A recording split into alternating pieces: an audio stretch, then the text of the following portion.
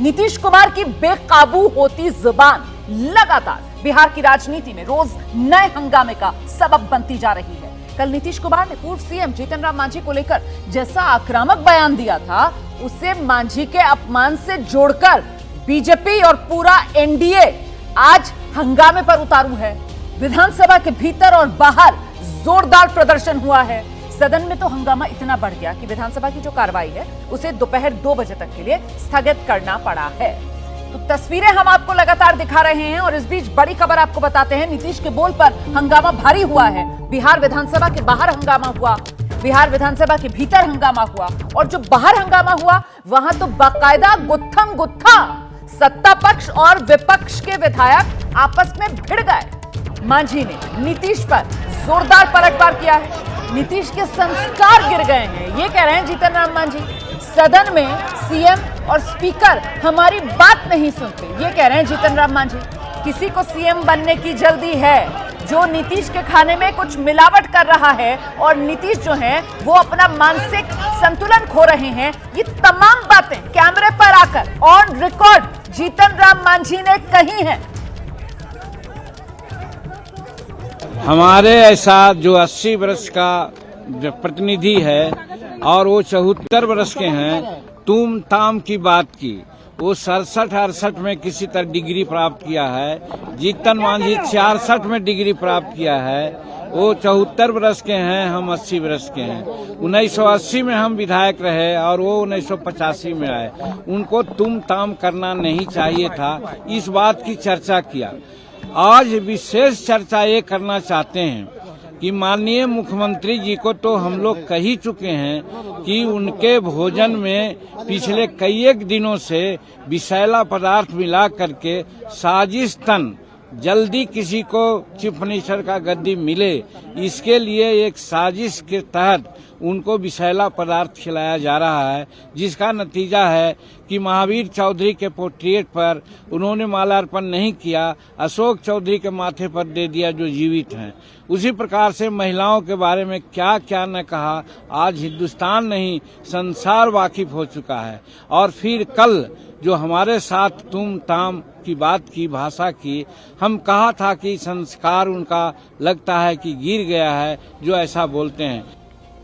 जीतन राम मांझी को आप सुन रहे थे, सुना आपने कितने आहत हैं, खासतौर से नीतीश कुमार ने जिस तरीके से तुम ताम उनके साथ किया है। संस्कार नीतीश कुमार भूल गए हैं। और वो बयान नीतीश कुमार का जिसको लेकर इतना मन दुखा जीतन राम मांझी का कि आज पूरा एनडीए नीतीश के खिलाफ प्रदर्शन कर रहा है, वो बयान सुनिए।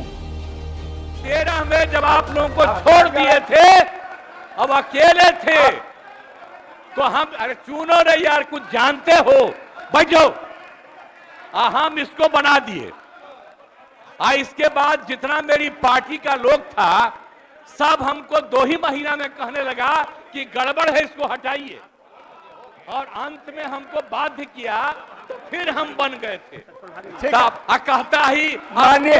कहता रहता है कि ये भी मुख्यमंत्री थे। अरे क्या मुख्यमंत्री था, ये तो मेरी मूर्खता से मुख्यमंत्री बना। तो ये नीतीश कुमार का वो बयान जिसको लेकर अब सियासी घमासान बिहार में छिड़ा हुआ है। और ऐसे में सवाल जिसको लेकर हम चर्चा करेंगे, जल्दी से आपके सामने टेलीविजन स्क्रीन पर वो सवाल लेकर आ रहे हैं। आरक्षण का सियासी खेल नीतीश की जुबान से डीरेल, इसी बड़े सवाल पर चर्चा करेंगे। लेकिन उससे पहले क्या लग रहा है आपको अभिज्ञान जी, नीतीश कुमार को क्या हो गया?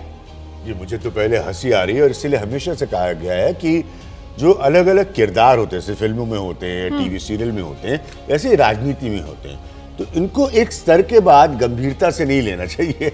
इनके ऊपर थोड़ा आनंद भी लेना चाहिए, थोड़ा हंस भी लेना चाहिए।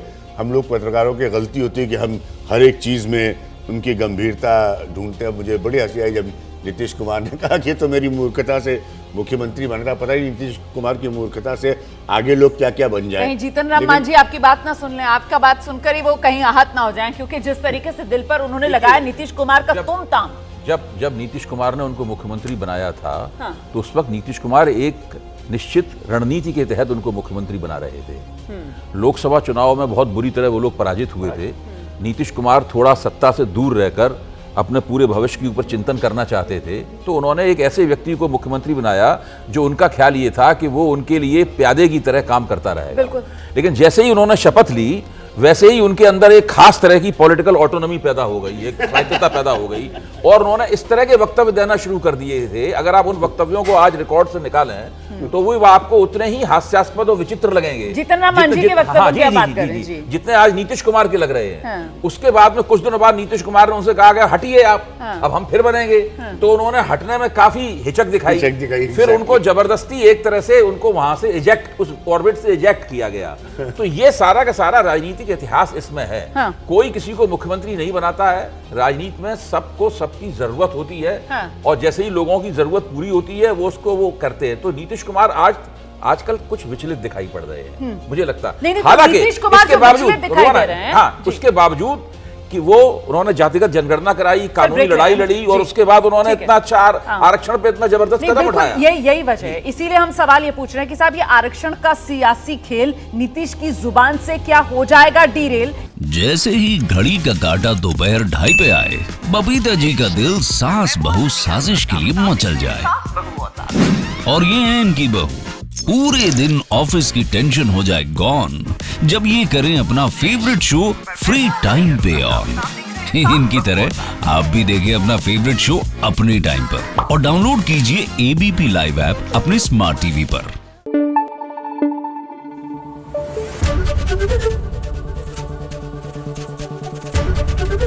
एबीपी न्यूज आपको रखे आगे।